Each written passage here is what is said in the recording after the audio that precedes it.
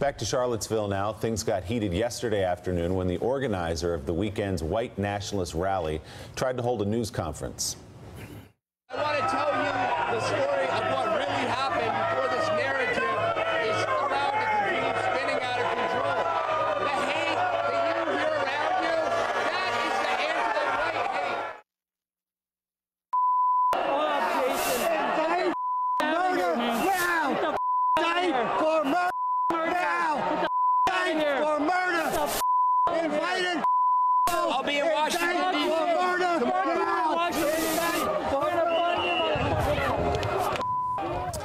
Virginia State Police arrested a man accused of spitting on Jason Kessler. That was the man at the podium. That man is charged with misdemeanor assault and battery. Joining us now, the mayor of Charlottesville, Michael Signer. Mr. Mayor, good to see you again. You and I spoke yesterday morning about this time. Good to see you, Willie. Over on the Today Show, and I again would extend my sympathies to you and to the families of the state troopers, and of course to Heather Heyer, the 32-year-old who was killed there in that intentional car ramming.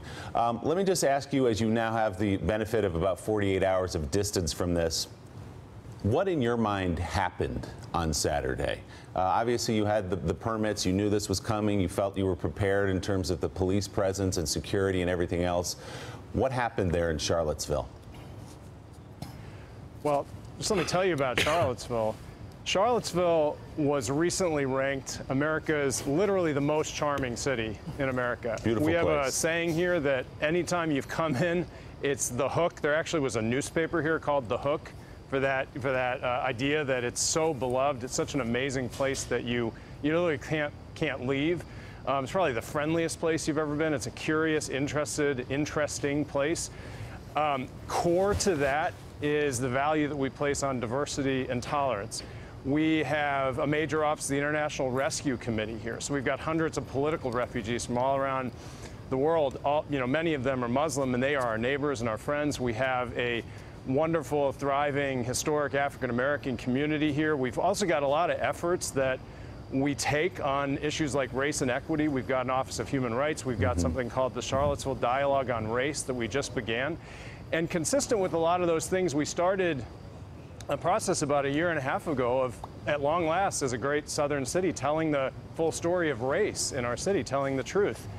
And what that did was that put us on the map for a lot of these forces, all of whom converged here this weekend, who are trying to destroy that sort of progress, that sort of truth-telling about our history. But, the thing about who Charlottesville is, that diversity and that charming quality, we're also very successful. We're AAA bond rated. We've got Virginia's lowest unemployment of any city. We've got 50 biotech companies that just launched here. You're a great mayor, We Mr. were ranked the biggest, the Chamber best of city for Commerce venture is thrilled. capital.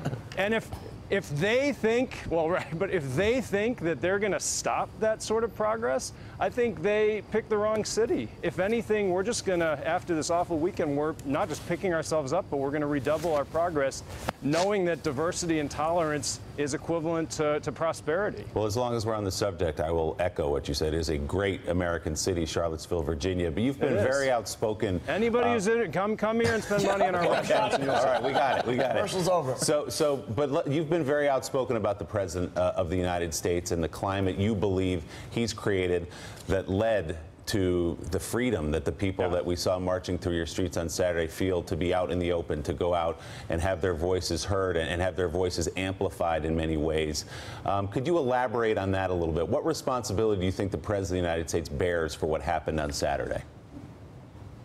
Look, I think some of this speaks for itself. We saw the campaign that they ran. We saw the folks they surround themselves with. We saw what David Duke, people like that say about the president. I'm kind of finished talking about the president. I think the nation is speaking with one voice about what they saw here and what needs to happen next. I think we had 600 cities do rallies in solidarity with Charlottesville. I think that Charlottesville is going to be synonymous with the nation at long last turning the page on this horrific chapter in American politics where bigots and the fringe of the fringe were invited into the mainstream, out from the shadows where they belonged.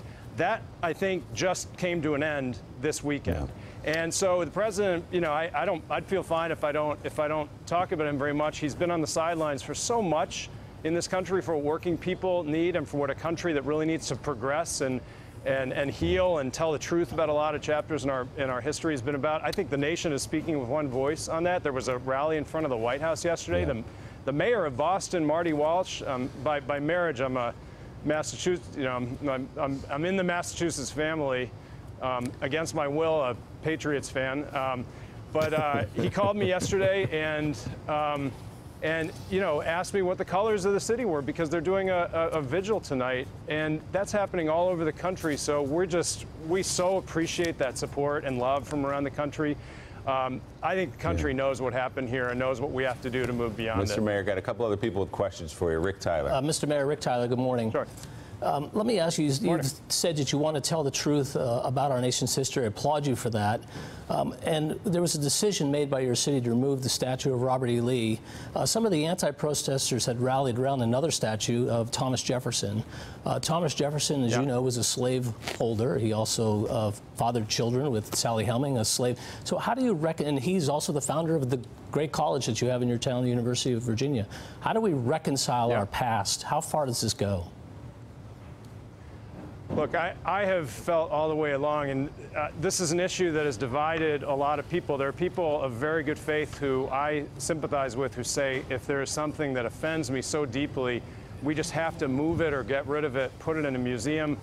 I've generally been of the position that what we do is we add more history, we add more context, we change the narrative by telling the full story, we put in more monuments, we put in more context. But I can understand people who differ with that. That was an extraordinary picture that you saw on Friday night. As I understand it, Black Lives Matter members of our diverse community actually rallying around a statue of Thomas Jefferson with all of his complexity and all of his human mistakes and all of, some of the evil doing that he did, especially the way that he treated the children of, slave children on his plantations purely for economic benefit. Some of the, some of the records have shown.